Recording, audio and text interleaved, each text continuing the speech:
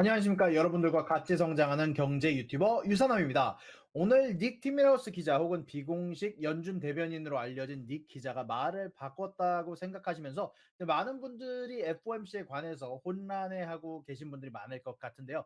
이제 정확히 어떤 이야기를 했는지, 주말 동안 무슨 이야기가 오갔는지, 오늘 무슨 이야기가 있었는지 천천히 하나씩 알아보도록 하겠습니다. 이제 이 닉 기자에 대해서 얘기를 해드리면 블랙아웃 기간에 연준의 위원들이 이야기할 수 없는 기간에 닉 기자가 많은 기자를 내면서 사실상 연준 위원들의 대변인을 하는 역할을 굉장히 많이 맡으면서 이제 닉키리크스라는 별명을 갖고 있는 기자이기도 한데요. 이 닉 비공식 대변인이 결국 10월 21일 날 나온 트윗에 의하면 12월에 이제 슬슬 금리 인상 속도를 늦추는 것에 대해서 이야기할 것 같다라는 트윗을 맨 처음에 냈어요. 이제 그 당시에 시장이 크게 올라지면서 환호해졌습니다. 드디어 연준이 비둘기로 피봇하는구나, 돌아서는구나라고 생각해주면서 시장이 크게 올랐었죠. 그러나 이제 이번 주 주말에 일요일 날 10월 30일에 트윗을 통해 다른 이야기를 합니다.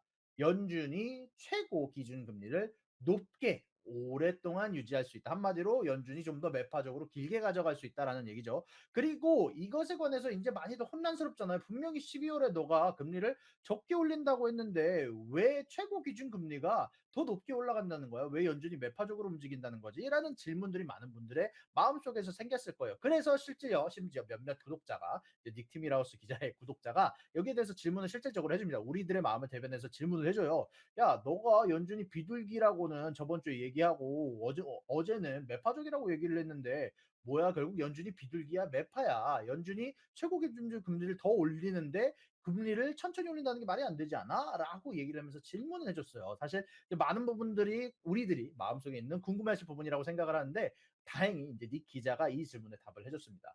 천천히 올리면서 더 높게 오래 유지한다면 결국 둘 다 만족하는 게 아닐까.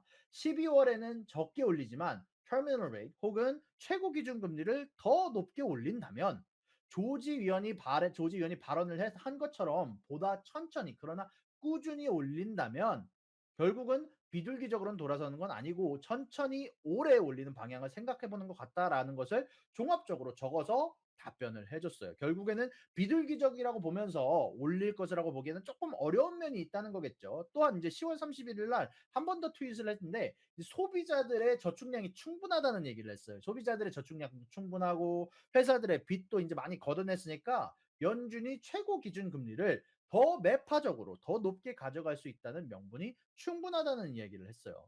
결국 팀 미러스 기자에 의하면 분명히 연준이 비둘기적이라고만 보기에는 굉장히 어려운 발언이 많았다고 생각합니다. 이제 이것이 시장이 어떻게 해석할지도 저도 잘 모르겠습니다만, 이제 다만 투자은행들이 오늘 재미난 발언들을 많이 했죠. 일부에서 이미 정리를 해주셨지만 모건 스탠리 연구원은 이제 75bp, 11월에는 75bp, 12월에는 50bp, 1월에는 25bp를 얘기하면서 점도표와 비슷하게 가져갈 거다라고 이야기를 했고요. 다만 이제 모건 스탠리 마이클 윌슨 최고 투자 책임자는 이렇게 얘기를 했죠. 아까 얘기하신 것처럼 고강도 긴축이 곧 끝날 거다. 연준이 피봇을 할 거다라고 얘기를 하면서 연준이 돌아서면 S&P 500이 4천 이상으로 오를 수 있다라고 이야기를 했고요. JP 모건 같은 경우는 채권 금리가 이제 슬슬 고점에 달했고 이번에 만약에 50bp만 올린다면 S&P가 하루 만에 뭐 10%도 오를 수 있다라는 이야기를 했으며, 골드만삭스 같은 경우는, 다만 요거는 좀 재미난 부분인데, 골드만삭스는 예상치보다 점도표보다 전회 예상치보다 0.25%더 올려서 연준이 5%까지 올릴 거다라고 했어요. 결국 골드만삭스 같은 경우는 이번에 조금 매파적인 예상치를 좀 내놨다는 생각이 드는데, 아마 이 예상은 닉 티메라우스 기자가 내놓은 예상과 좀 비슷하지 않을까라는 생각이 좀 드는데, 결국 저는 뭐 결론은 FOMC로 공이 돌아갔다고 생각을 해요. 지금 당장 뭐 은행들이 얘기하는 것과 티미라우스 기자가 얘기하는 것을 뭐 종합해서 생각해 봤을 때 서로 상충되는 부분들이 많거든요. 이제 그러다 보니까 정확하게 우리가 예측할 수는 없고, 다만 이제 내일 여러 노동 관련 지표들이 발표되는데 이것도 아마 연준의 결정과 이야기에 충분히 영향을 줄 수 있다고 생각돼요. 지금 당장 판단을 짓는 것은 좀 섣부를 수 있는 어려운 시기라고 생각이 됩니다. 만약 연준이 비둘기로 돌아선다면 아마 다우지수보다는 나스닥이 상승하며 채권에 좀 더 금액이 몰릴 수 있다는 생각이 좀 들고요. 반대로 연준이 여전히 매파적이고 5%까지 올린다라는 얘기를 한다면 채권 가격은 하락, 그리고 금리는 상승하며 나스닥보다는 다우지수 혹은 경기방어주가 좀 더 경기 침체 혹은 고금리에 잘 버틸 수 있을 것으로 보입니다. 다만 그러면은 이제 FOMC는 여기까지만 이야기하도록 하고요. 조금 더 자잘한 뉴스 한번 이야기를 해 보도록 할게요. 뭐 자잘한 뉴스라고 할 수는 없고 사실 오일 회사에 관한 이야기를 좀 해야 될 것 같은데 오늘 바이든 대통령이 오늘 나와서 연설을 하면서 오일 회사들의 엄청난 수익에 관해서 연설을 부정적으로 했습니다. 굉장히 부정적으로 했어요. 오일 회사들을 굉장히 탓하면서 거기에 대해서 많은 발언들을 하면서 조금 이야기가 되고 있는데요. 일단 나왔던 발언들을 좀 정리를 해드리면 오일 회사들이 수익을 재투자하지 않는다.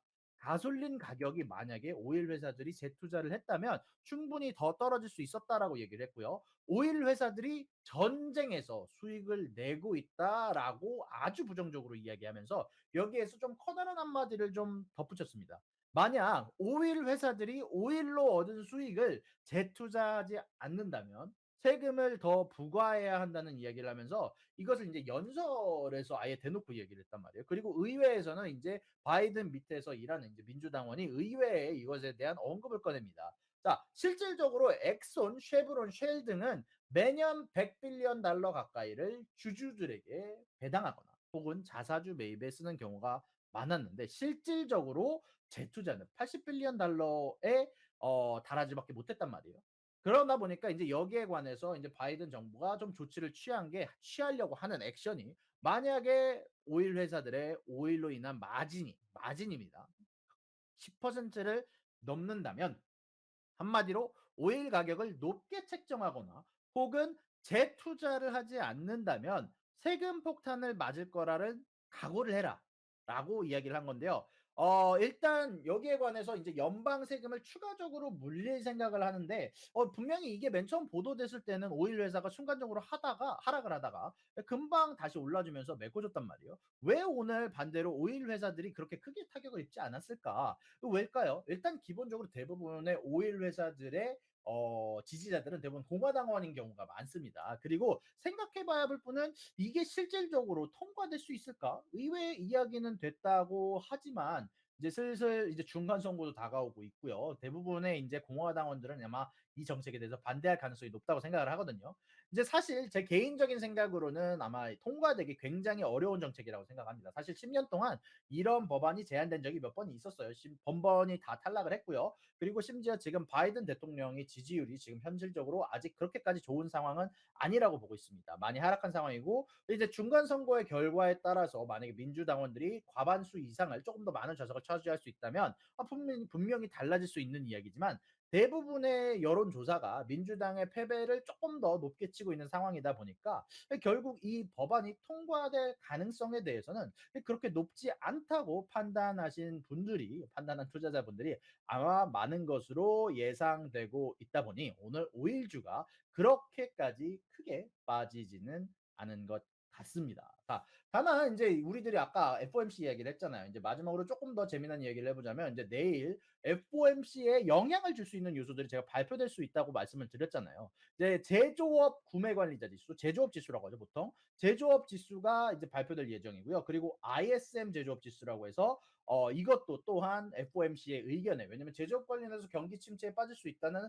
확률이 조금 더 높게 보인다면 당연히 연준에서는 조금 더 이런 부분들에 대해서 금리를 더 높게 올릴 수 있을까에 대해서 생각해 볼 필요가 있고요. 그리고 내일 JOLT의 신규 채용 지수가 나요. 한마디로 일자리가 얼마나 많이 새로 창출되느냐에 대한 부분이 나올 예정인데 결국 직장 창출이 많다면 그만큼 경제가 아직 견고한다는 뜻이고 심지어 GDP도 플러스 나온 상황이고 아까 닉 티미라우스 기자가 언급한 것처럼 심지어 세이빙 저축한 부분도 충분히 남아 있는 상황에서 굳이 연준이 매파적인 부분에서 돌아서지 않아야 될 이유가 하나가 더 추가가 될 수 있기 때문에 꼭 내일도 굿모닝 인포맥스 시청해 주시길 바라고요. 그리고 여러분들의 오일 회사들의 추가 세금 부과에 대한 의견 그리고 FOMC에서 과연 연준이 어떻게 나올까에 대한 의견들 꼭 피본이 나올 수 있을까에 대한 의견들을 꼭 채팅창과 댓글에 남겨주시길 바라면서 저는 여기서 인사드리도록 하겠습니다. 여기까지 경제 유튜버 유선남이었습니다. 여러분들 감사합니다.